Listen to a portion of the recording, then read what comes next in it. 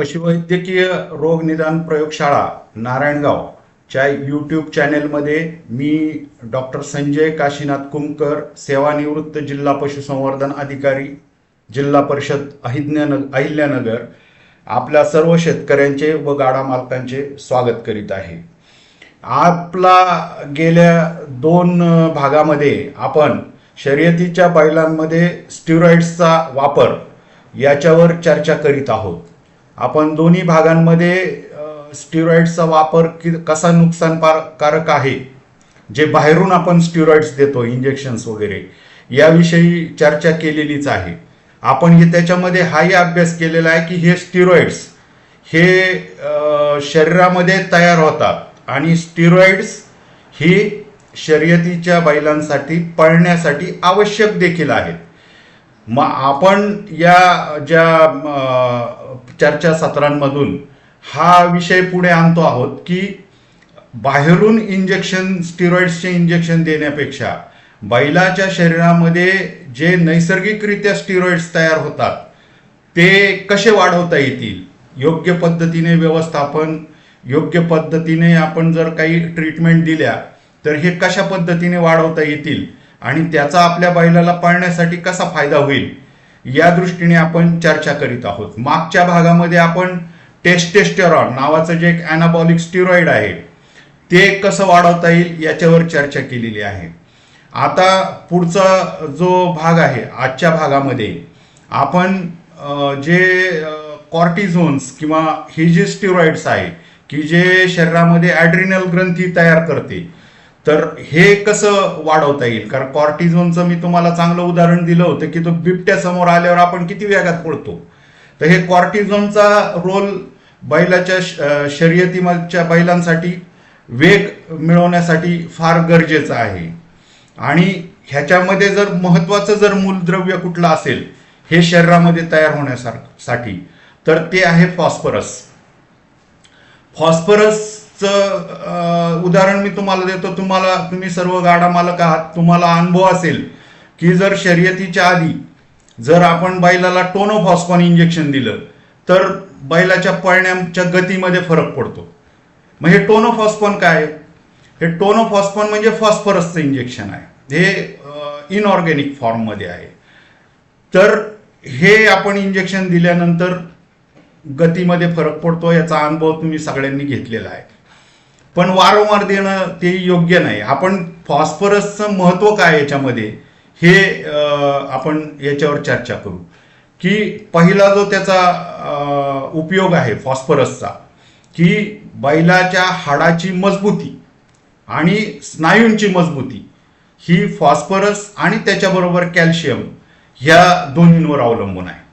हाडं मजबूत, स्नायू मजबूत तरच बैल घेऊ शकतो. दुसरी गोष्ट, स्नायूंमधून जे नर्व्स ट्रान्समिशन असतात म्हणजे मज्जातंतू असतात, याचे जे सिग्नल्स असतात पाळण्यासाठी, याच्यासाठी किंवा स्नायूंचे आकुंचन, प्रसरण, या सर्व गोष्टींसाठी हे फॉस्फरस फार गरजेचं असतं. तिसरी गोष्ट, बैलाच्या शर्यतीच्या बैलांमध्ये ऊर्जा मोठ्या प्रमाणात पाहिजे.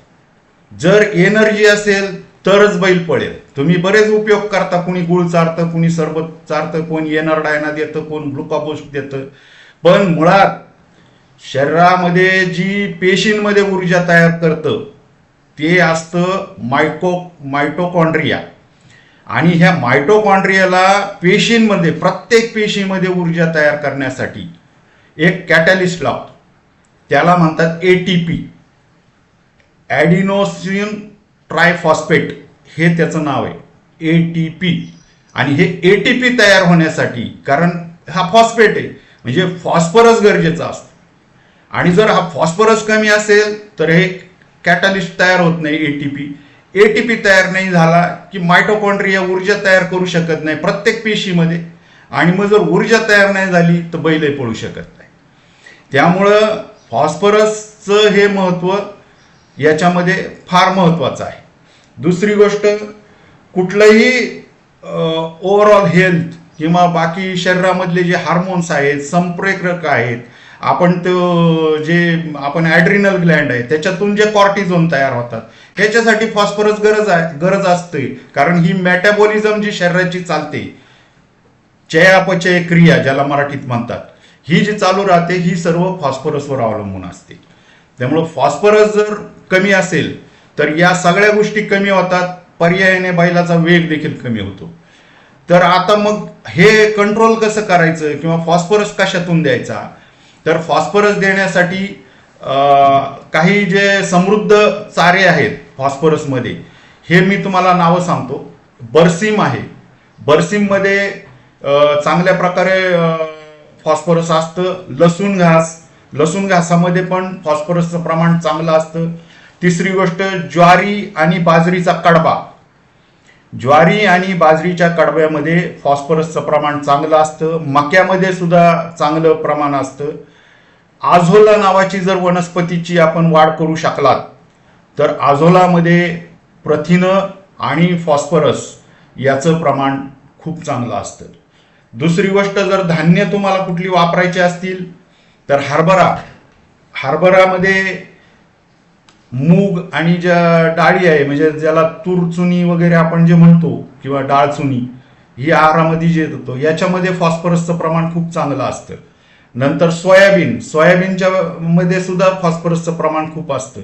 भुईमूग, पेंड म्हणजे शेंगदाणा पेंड आणि तिळाची पेंड, याच्यामध्ये सुद्धा फॉस्फरसचं प्रमाण खूप चांगलं असतं. हे झालं आपण बाहेरून आहारातून फॉस्फरस कसं वाढवू शकतो. तिसरी गोष्ट, आपण हे सगळ्या गोष्टी सगळ्यांकडेच असतील असं काही नाही. बरेचसे आपल्या भागामध्ये जमिनीची कमतरता असल्यामुळं आपण वारंवार बहुवार्षिक पिकं, म्हणजे कापणीनंतर 20-25 दिवसात येणारी पिकं, म्हणजे जसं लसूण घास आहे किंवा नेपियर गवत आहे, याची लागवड करतो. पण आता पहिल्यांदा एक मुद्दा आपण लक्षात घेतला पाहिजे की आपण महाराष्ट्रामध्ये राहतो आणि महाराष्ट्रातली जी जमीन आहे ही फॉस्फरसमध्ये कमतरता आहे. त्यामुळं काय होतं, मुळात चाऱ्यामध्येच फॉस्फरस कमी असल्यामुळं बैलाला सुद्धा चारा तो दिल्यानंतर फॉस्फरस कमी मिळतो. मग याला मार्ग काय, तर ही जी फॉस्फरसची डेफिशियन्सी आहे किंवा आपण एक जे चारा पिकं घेतो याच्यामध्ये एकरी 2 पिशव्या DAP, डाय अमोनियम फॉस्फेट, DAP म्हणजे 1846, हे खत वापरलं पाहिजे. एकरी 2 बॅगा, म्हणजे तुमचं जर 10 गुंठे असेल तर त्या हिशोबाने त्याचा डोस कॅल्क्युलेट करा. यामुळं काय होईल, हा जो फॉस्फरस जमिनीतून उचलला जाईल हा त्या वनस्पतीमध्ये ऑर्गॅनिक ह्याच्यामध्ये येईल, ऑर्गॅनिक स्वरूपामध्ये येईल. आपण जे बाहेरनं सोर्सेस देतो, टोनोफॉस्फॉन, सोडियम ऍसिड फॉस्फेट, सोडा फॉस पावडर वगैरे, हे जे देतो हे इनऑर्गॅनिक फॉर्ममध्ये, पण हा ऑर्गॅनिक फॉर्ममध्ये आहे, म्हणजे जैविक पद्धतीने हा लवकर पचला जातो आणि याचा उपयोग त्या बैलाच्या शरीरामध्ये खूप चांगल्या पद्धतीने होतो. तर हे सर्वांनी लक्षात घ्या. हे काही मुद्दे आहेत, हे जर तुम्ही व्यवस्थित त्या पद्धतीने गेलात तर शर्यतीच्या बैलाला तुमच्या एनर्जी कमी येणार नाही. त्याच्यामध्ये जे शरीरामध्ये नैसर्गिक जे स्टिरॉइड्स तयार होतात तेही मोठ्या प्रमाणात होतील तयार आणि तुम्हाला कुठेच काही अडचण येणार नाही. तर आता हे तुम्हाला जर काही कुठेही अडचण असली या विषयाशी तर माझा मोबाईल नंबर आहे 9960 922 405, 9960 922 405. तुम्ही मला कधीही संपर्क करू शकता.